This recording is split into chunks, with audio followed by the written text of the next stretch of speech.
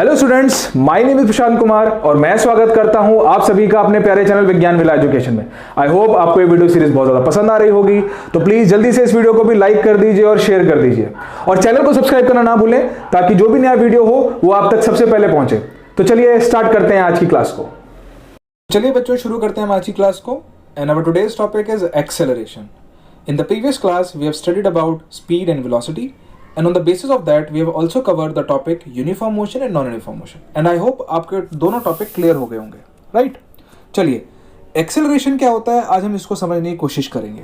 देखिए, जब हम यूनिफॉर्म मोशन और नॉन यूनिफॉर्म मोशन को पढ़ रहे थे तो हमें एक बात बहुत अच्छे से क्लियर ये हो गई थी कि रियल लाइफ के मोशंस ज़्यादातर नॉन यूनिफॉर्म होते हैं, और इसका मतलब ये होता है कि उसमें जो बॉडी है या जो हमारा व्हीकल है या कोई भी ऑब्जेक्ट है जो उस मोशन को कर रहा है, उसकी velocity through out the motion same नहीं होगी, उसकी वेलोसिटी चेंज करेगी बार बार।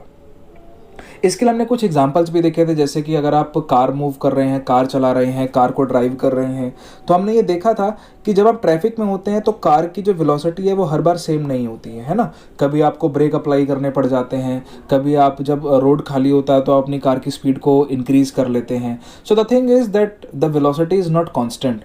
Similarly what we have doing with the plane also, जब प्लेन लैंड करता है या टेक ऑफ करता है तो उस केस में भी उसकी वेलोसिटी चेंज होती है। So the fact is that velocity of the body during the motion is not always supposed to be constant. वो थोड़े टाइम के लिए constant हो सकती है लेकिन हमेशा के लिए constant नहीं हो सकती, उसकी वैल्यू चेंज होती है।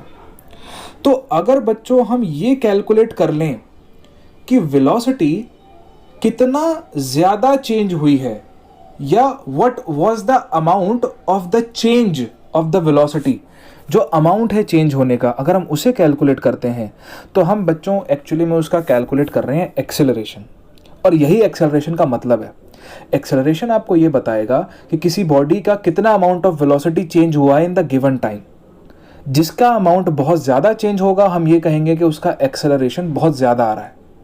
And remind me, I just want to tell कि जो वेलोसिटी चेंज है बच्चों वो दोनों फैक्ट्स में हो सकता है। वो इंक्रीज भी कर सकती है, डिक्रीज भी कर सकती है। ध्यान से समझिए इस बात को। वेलोसिटी इंक्रीज भी कर सकती है, डिक्रीज भी कर सकती है। It is none of our business, उससे हमें कोई मतलब नहीं है। द फैक्ट इज कि अगर हम एक्सेलरेशन कैलकुलेट कर रहे हैं तो हम इस बात को चेक करेंगे कि कितना वेलोसिटी चेंज हुआ है। अगर इंक्रीज हो रहा है तो भी ठीक है, डिक्रीज हो रहा है तो भी ठीक है। In both of the scenarios we will find out the acceleration. हम एक्सेलरेशन फाइंड आउट करेंगे। And this is the meaning of the acceleration, right? So we can say that the velocity will keep on changing, either increasing or decreasing, and the rate of change of velocity is what we called as acceleration. इसी को हम बच्चों acceleration कहते हैं। And it is given by symbol A, इसे हम A symbol से represent करते हैं, and it is given by the relation velocity change by time taken. कितना velocity change हुआ है ये आपको कैलकुलेट करना पड़ेगा, कितने टाइम में हुआ है आपको ये कैलकुलेट करना पड़ेगा, and the ratio of both of these quantities will give you the value of the acceleration. And its SI unit is metre per second square. ये उसकी बच्चों एसआई यूनिट है। ध्यान रखिए, फिजिक्स में एसआई यूनिट्स की बहुत ज़्यादा इंपॉर्टेंस होती है। जितनी भी आप फिजिकल क्वांटिटीज कैलकुलेट कर रहे हैं या न्यूमेरिकल में कैलकुलेट करेंगे, आपको उन सभी का एसआई यूनिट पता होना चाहिए। Now acceleration versus retardation. अब देखो बच्चों, चीज़ क्या है। पहली बात ये मैंने आपको ये बताया कि एक्सेलरेशन हम हर उस जगह पर कैलकुलेट करते हैं जहां पर वेलोसिटी चेंज हुआ है। अब वेलोसिटी चेंज होने के दो तरीके हैं, या तो वेलोसिटी इंक्रीज कर सकता है या डिक्रीज कर सकता है। नाउ लेट्स सपोज उसका वेलोसिटी इंक्रीज हो गया। इसका वेलोसिटी क्या हुआ बच्चों? इंक्रीज हुआ। अगर इंक्रीज होगा तो आप मुझे ये कैलकुलेट बताओ कि चेंज किस में आएगा। वो चेंज पॉजिटिव में आएगा या फिर नेगेटिव में आएगा। देखो, कोई चीज़ इंक्रीज हुई है, इंक्रीज होने का मतलब मान लेते हैं पहले वो 5 मीटर पर सेकंड की स्पीड से चल रहा था, अब उसकी वेलोसिटी बढ़ी और वो 10 मीटर पर सेकंड की स्पीड पे चला गया। तो जब हम इसका चेंज कैलकुलेट करेंगे तो चेंज कैलकुलेट कैसे होता है बच्चों? चेंज कैलकुलेट होता है फाइनल माइनस इनिशियल, यानी कि 10 माइनस 5। 10 माइनस जब आप 5 करोगे तो ये वैल्यू ऑब्वियस ही बात है पॉजिटिव में आएगी, नेगेटिव में नहीं आ सकती, है ना। तो अगर हम ये चेंज पॉजिटिव में देख रहे हैं और टाइम आपको पता है कि हमेशा पॉजिटिव में होता है, तो एक्सेलरेशन बच्चों किस में आने वाला है? एक्सेलरेशन किस में आएगा? खुद सोचो। एक्सेलरेशन होता था वेलोसिटी चेंज, है ना, डिवाइड बाय टाइम। ये टर्म भी पॉजिटिव में है, ये टर्म भी पॉजिटिव में है, तो कंप्लीट एक्सेलरेशन बच्चों किस में आएगा, पॉजिटिव में आएगा। यही मैंने यहाँ लिखा हुआ है कि अगर एक्सेलरेशन पॉजिटिव में आए, जिसका मतलब ये हो रहा है कि वेलोसिटी इंक्रीज हो रही है बॉडी की, उस बॉडी की वेलोसिटी क्या हो रही है बच्चों, इंक्रीज हो रही है, तो हम ये कहते हैं कि हमने वहाँ पर, या वो बॉडी वहाँ पर बच्चों एक्सेलरेट कर रही है। This is the meaning of acceleration. यहाँ पर बच्चों बॉडी क्या कर रही है, एक्सेलरेट कर रही है। अब इसके देखिए कुछ एग्जांपल देता हूँ मैं आपको। मान लो आप कार चला रहे थे। जब कार आप चला रहे होगे, जब आप कार को ड्राइव कर रहे होगे, तो आप स्पीड को इंक्रीज करते हो। मान लो कार रेस्ट पर खड़ी थी, अब आपने उसको इंजन को स्टार्ट किया, अब आपने एक्सेलरेटर दबा दिया, पैडलिंग उस एक्सेलरेटर के ऊपर पैडल रखा, पैडल रखोगे तो उसकी स्पीड बढ़ेगी, स्पीड बढ़ेगी तो क्या होगा बच्चों, पॉजिटिव एक्सेलरेशन आएगा ना। So this is the first example कि जब हम कार को एक्सेलरेट करते हैं तब भी वहाँ पर पॉजिटिव एक्सेलरेशन आ रहा है, इसका मतलब हम वहाँ पर एक्सेलरेट कर रहे हैं, वेलोसिटी को इंक्रीज कर रहे हैं।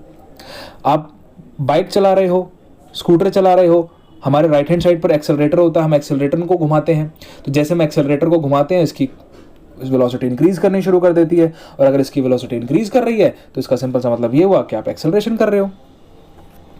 इस बात को सोचो, टेक ऑफ प्लेन जब टेक ऑफ कर रहा होगा तो आपने देखा है वो रनवे पर बहुत हाई स्पीड से भागता है और अपनी स्पीड को इंक्रीज करता है, इसका मतलब वहां पर भी वो क्या कर रहा है बच्चों, एक्सेलरेशन कर रहा है ना। क्लियर हुआ, आगे चलते हैं। Now let's take another example. मान लेते हैं कि अब की बार हमारी बॉडी 10 मीटर पर सेकेंड की स्पीड पे चल रही थी, ठीक है, कुछ इशू आ गया या कुछ हो गया जिसकी वजह से उसकी वेलोसिटी क्या हो गई बच्चों, 5 मीटर पर सेकंड हो गई बाद में कुछ टाइम के बाद। तो अगर अब आप देखें तो इसने अपनी वेलोसिटी को बच्चों क्या किया है, डिक्रीज किया है ना। और जब आप चेंज निकालेंगे बच्चों तो क्या ये चेंज नेगेटिव में नहीं आएगा, -5 आएगा।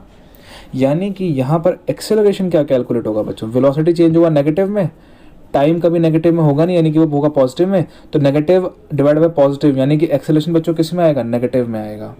ध्यान से देखो, अगर बच्चों एक्सेलरेशन नेगेटिव में आ रहा है तो इसका क्लियर कट इंडिकेशन यही है कि उसकी वेलोसिटी डिक्रीज हुई है।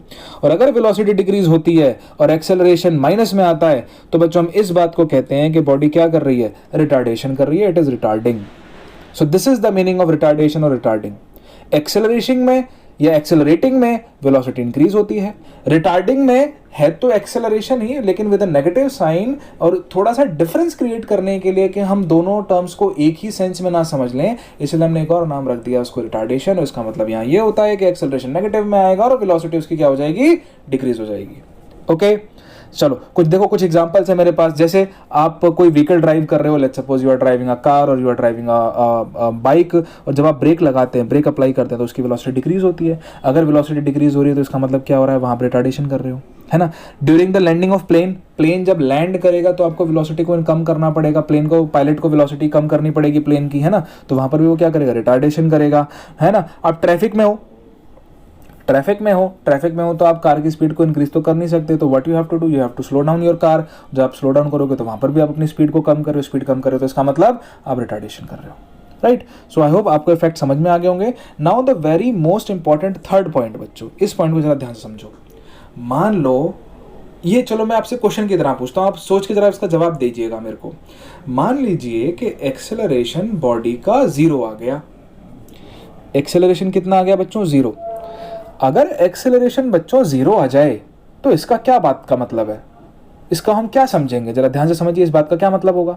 देखो, एक्सेलरेशन का फॉर्मूला होता है change in v divided by time. और अगर ये वैल्यू 0 आ रही है तो इसका सीधा सा मतलब है, भैया देखो टाइम तो 0 के बराबर नहीं हो सकता।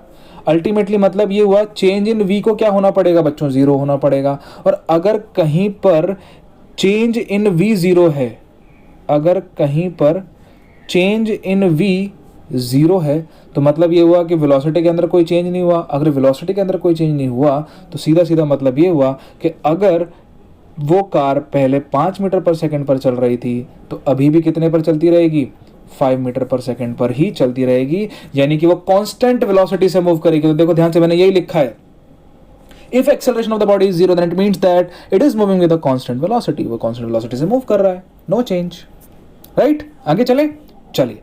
Now let's go to the next slide, and we have types of motion on the basis of acceleration. अब acceleration के behalf पर भी बच्चों हमारे पास कुछ types होते हैं. right? And the very first type is uniform accelerated motion. Uniform accelerated motion. अब ये क्या होता है?